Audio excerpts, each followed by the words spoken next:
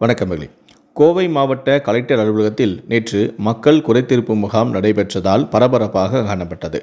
குறைதீர்ப்பு முகாம் முடிந்து மக்கள் கூட்டம் குறைந்தது. மாலை கலெக்டர் அலுவலக ஊழியர்கள் பணிகளை முடித்துவிட்டு வீடுகளுக்கு திரும்பிக் கொண்டிருந்தனர். அப்போது கலெக்டர் அலுவலகம் முன்பு ஒரு இளம் காதல் ஜோடி பேசிக் கொண்டிருந்தனர். அவர்கள் திடீரென பொதுமக்கள் முன்னிலையில் கடுமையான வாக்குவாதத்தில் ஈடுபட்டு சண்டை போட்டும் கொண்டனர். சிறிது நேரத்திலேயே இருவருக்கும் இடையே வாக்குவாதம் அதிகரித்தது. அதில் ஆத்திரமடைந்த அந்த இளம்பெண்ணோ தனது காதலனின் முகத்தில் ஓங்கி குத்தினார்.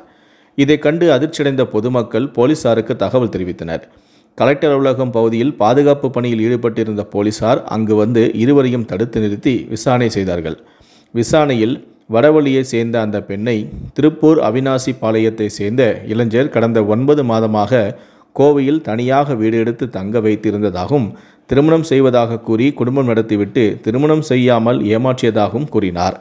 மேலும் அந்த இளைஞனின் பெற்றோர் மற்றும் குடும்பத்தினர் வந்தால் மட்டுமே தான் அங்கிருந்து செல்வேன் எனவும் அந்த பெண் தெரிவித்துள்ளார்.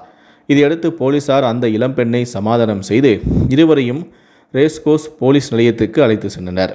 அங்கு போலீசார் இருவரது குடும்பத்தினரையும் வரவழைத்து விசாரணை நடத்தி வருகின்றனர்.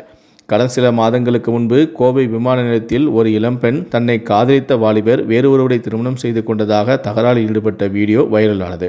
தற்போது கலெக்டர் அலுவலகம் முன்பு காதல் ஜோடி இருவரும் நடுரோட்டில் சண்டையிட்டு கொண்ட சம்பவம் அந்த பகுதியில் நடந்து சென்ற மக்களிடையே அதிர்ச்சியையும் பரபரப்பையும் ஏற்படுத்தியுள்ளது. இந்த வீடியோவும் தற்போது சமூக வலைத்தளங்களில் பரவ தொடங்கியுள்ளது.